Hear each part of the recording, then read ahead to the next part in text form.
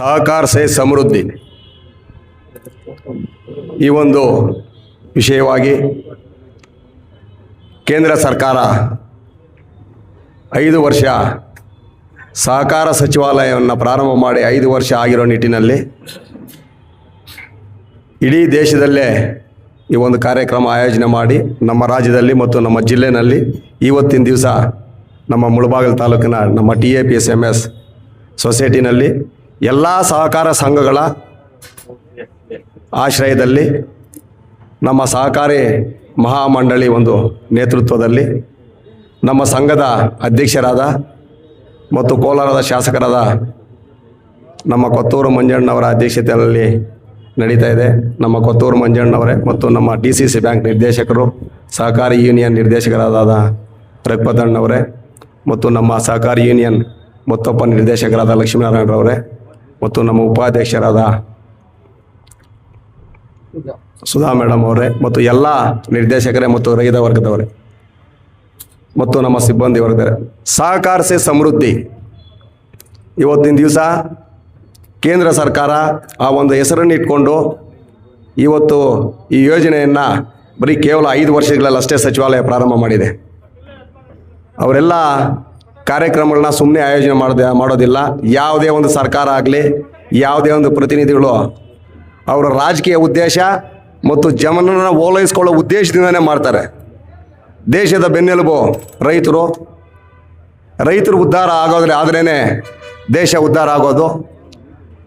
ಆ ಒಂದು ನಿಟ್ಟಿನಲ್ಲಿ ಸಹಕಾರ ಸಂಘಗಳಿಂದನೇ ಜನ ಉದ್ಧಾರ ಆಗೋದನ್ನು ಅರಿತು ಕೇಂದ್ರ ಸರ್ಕಾರ ಸಹಕಾರ ಸಚಿವಾಲಯವನ್ನು ಪ್ರಾರಂಭ ಮಾಡಿ ಜನರಿಗೆ ಒಳ್ಳೆಯದು ಮಾಡಿದ್ರೆ ದೇಶ ಉದ್ಧಾರ ಆಗುತ್ತೆ, ಜನರನ್ನು ಓಲೈಸ್ಕೊಂಡ್ರೆ ನಮಗೂ ಅನುಕೂಲ ಆಗುತ್ತೆ ಅನ್ನೋ ಒಂದು ಎಲ್ಲ ದೃಷ್ಟಿಯಲ್ಲಿ ಇಟ್ಕೊಂಡು ಈ ಸಹಕಾರ ಸೇ ಸಮೃದ್ಧಿ ಒಂದು ಕಾರ್ಯಕ್ರಮವನ್ನು ಆಯೋಜನೆ ಮಾಡಿರ್ತಾರೆ. ಸಹಕಾರಿ ಇಲಾಖೆಗಳು ಚಳುವಳಿಗಳ ಮುಖಾಂತರ ಬಂದಿರೋದು. ಬ್ರಿಟನ್ನಲ್ಲಿ 1844ನೇ ಇಸ್ವಿನಲ್ಲಿ ಪ್ರಾರಂಭ ಆಗಿ 1904ರಲ್ಲಿ ನಮ್ಮ ಮೊಟ್ಟ ಮೊದಲ ಬಾರಿಗೆ ನಮ್ಮ ಏಷ್ಯಾ ಖಂಡದಲ್ಲೇ ನಮ್ಮ ಭಾರತದಲ್ಲಿ ಮೊದಲನೇ ಬಾರಿಗೆ ಚಳುವಳಿ ಪ್ರಾರಂಭವಾಗಿ ಅಧಿಕೃತವಾಗಿ 1905ರಲ್ಲಿ ಗದಗ ಜಿಲ್ಲೆಯಲ್ಲಿ ಸಿದ್ದನಗೌಡ ಪಾಟೀಲ್ರವರ ನೇತೃತ್ವದಲ್ಲಿ ಸ್ಥಾಪನೆ ಆಗುತ್ತೆ. ತದನಂತರ ಹೈನುಗಾರಿಕೆ ಆಗಿರ್ಬೋದು, ಬೇರೆ ಬೇರೆ ಕೃಷಿ ಸಹಕಾರ ಇಲಾಖೆಗಳಾಗಿರ್ಬೋದು, ಇವಾಗ ನಮ್ಮ APMC ಮಾರುಕಟ್ಟೆಗಳಿರ್ಬೋದು, ಈ ಎಲ್ಲ ರೀತಿಯಲ್ಲೂ ಸಹಕಾರ ಇಲಾಖೆಗಳು ಪ್ರಾರಂಭವಾಗಿ ರೈತರಿಗೆ ಬೆನ್ನೆಲುಬಾಗಿ ನಿಂತಿದ್ದಾವೆ. ಇವತ್ತು ಸಹಕಾರಿ ಇಲಾಖೆಗಳಿಲ್ಲ ಅಂತೇಳಿದರೆ ದೇಶನೇ ಅಲ್ಲೋಲ್ ಕೊಲ್ಲೋಲ್ ಆಗ್ತಾ ಇತ್ತು, ಬರೀ ದೇಶದ ದಳ್ಳಾಳಿಗಳ ಕೈಯಲ್ಲಿ ಇರ್ತಾ ಇತ್ತು. ಇವತ್ತಿನ ದಿವಸ ಸಹಕಾರಿ ಇಲಾಖೆಗಳ ಒಂದು ನೇತೃತ್ವದಲ್ಲಿ ರೈತರು ತಮ್ಮ ಬೆಳೆಗಳು ತಾವೇ ನಿರ್ಧಾರ ಮಾಡ್ಕೊಳ್ಳೋಂಥ ಮಾರುಕಟ್ಟೆಗಳು ಮತ್ತು ಜೀವನ ರೂಪಿಸ್ಕೊಳ್ಳುವಂಥ ಕಾರ್ಯಕ್ರಮಗಳು, ಡೈರಿಗಳಿಂದ ಈ ಥರ ಎಲ್ಲ ರೀತಿಯಲ್ಲೂ ಅಷ್ಟೇ ನಮ್ಮ ದೇಶದಲ್ಲಿ ಇವತ್ತಿನ ಸಹಕಾರಿ ಇಲಾಖೆಗಳಿಂದ ದೇಶ ಅಭಿವೃದ್ಧಿ ಆಗೋದಕ್ಕೆ ಸಹಕಾರಿಯಾಗ್ತಾ ಇದೆ.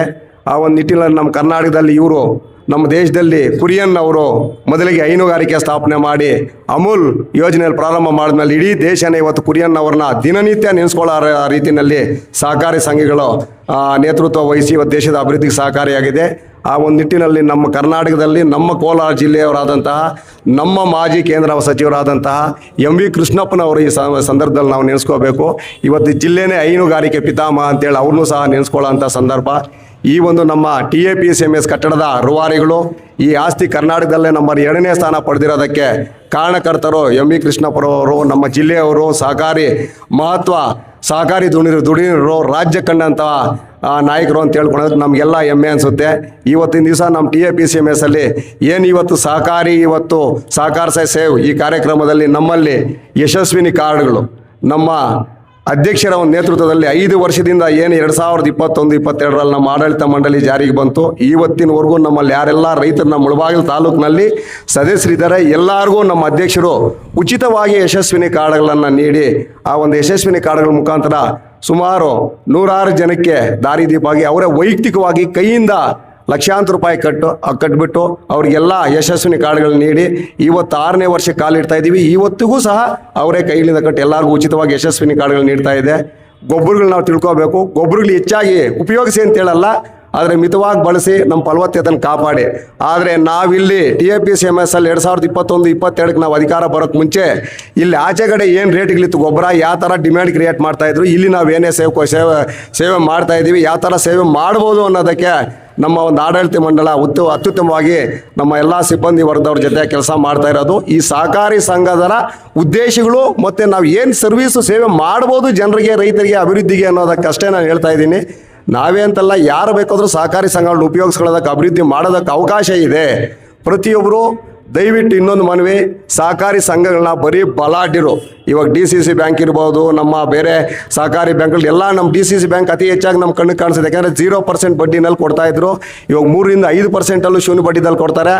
ಆದರೆ ಇಲ್ಲಿ ಏನಾಗ್ತಾ ಇದೆ ಅಂದರೆ ಜನರು ಅದನ್ನು ರೈತರಿಗೆ ತಲುಪಿಸಿದ್ರೆ ರೈತರು ಉದ್ಧಾರ ಆಗ್ತಾ ಇದ್ರೆ ಬಲಾಢ್ಯರು ಉಪಯೋಗಿಸ್ಕೊಂಡು ಹಾಳು ಮಾಡಿದ್ರೆ ಇವತ್ತು ನಮ್ಮ ಪರಿಸ್ಥಿತಿ ಏನಾಗಿದೆ DCC ಬ್ಯಾಂಕ್ ಹಿಂಗಾಗುತ್ತೆ. ದಯವಿಟ್ಟು ಬಲಾಢ್ಯರು ಉಪಯೋಗಿಸ್ಕೊಳ್ಳೋದಕ್ಕಿಂತ ಬಡವರು ಉಪಯೋಗಕ್ಕೆ ಬಿಡಿ, ಬಡವ್ರಿಗೆ ಅವಕಾಶ ಮಾಡಿಕೊಡಿ, ಬಡವ್ರಿಗೆ ತಲುಪಲಿ, ಬಡವ್ರ ಅಭಿವೃದ್ಧಿ ಆಗಲಿ. ಸಹಕಾರದ ಉದ್ದೇಶಗಳೇನಿದೆ, ಕಾರ್ಯಕ್ರಮಗಳೇನಿದೆ ಅದರಂತೆ ಬಡಬಗರಿಗೆ ಅನುಕೂಲ ಆಗಿ, ಬಡವರು ಉದ್ಧಾರ ಆಗಿ, ದೇಶದ ಬೆನ್ನೆಲುಬಾಗಿರೋಂಥ ರೈತರು ಉದ್ಧಾರ ಆಗಿ, ದೇಶ ಉದ್ಧಾರ ಆಗಲಿ ಅಂತೇಳಿ ಆಶಿಸ್ತಾ ಮಾತಾಡೋದಕ್ಕೆ ಅವಕಾಶ ಮಾಡಿಕೊಟ್ಟ ಎಲ್ಲರಿಗೂ ಹೊಂದಿಸ್ತಾ ನಾನು 2 ಮಾತುಗಳು ಮುಗಿಸ್ತಾ ಇದ್ದೀನಿ. ಜೈ ಹಿಂದ್, ಜೈ ಕರ್ನಾಟಕ, ಜೈ